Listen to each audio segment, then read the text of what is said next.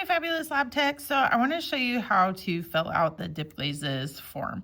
So we're going to put a new one on every term or every time this gets filled up and we need to add more glaze. Okay. So this is for the bucket glazes that are under the sinks, the dipping glazes. So I always want to add, the glaze name, and we're going to tape the bejesus out of it onto the thing, but make sure you don't tape over where we're going to initial.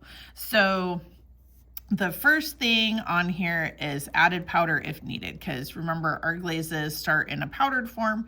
So if we needed to add powder, add the date, add your initial. And then if we add powder, we always got to do the mix 30 minutes. So day 1. So if you did that, date and initial, mix 30 minutes day 2, because remember for the new glazes that we have, we want to do the lots of mixing. Then the sieving, which I just realized I spelled wrong, and I will fix on future versions of the dipping glazes.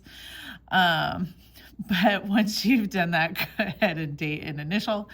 And then if you mixed it by hand, after we've sieved it, you want to take the specific gravity. So mixing by hand, you don't actually have to use your hand. It's just when we stir it with the whisk instead of with the Jiffy mixer. So, because these ones are the Jiffy mixer.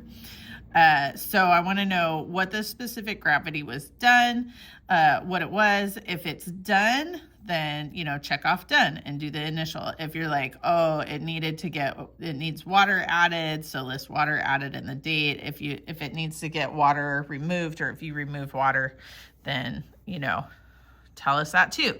So if we had to add water or remove water, then we're going to do the specific gravity again, right? And then we're going to recheck it. And if we have to do it again, then, write it down, do what needs to be done, and then check it. So once we figure out the specific gravity that we want, that feels good and gets past the finger dip test, then we want to make a new test tile for it. So I don't want to end up with like 47 test tiles for the same glaze, right? So, but we do want a new one every time we mix it. So, list, where is the test tile? So is it dipped? And you dipped it, and write your name next to it or initial next to it, so we know who is in charge of, getting this all the way through.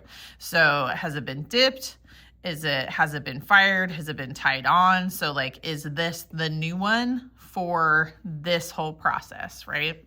So I just want to make sure that we're kind of continually going through and making sure that everything is updated so we can know where the glazes are at. All right, thanks for being awesome.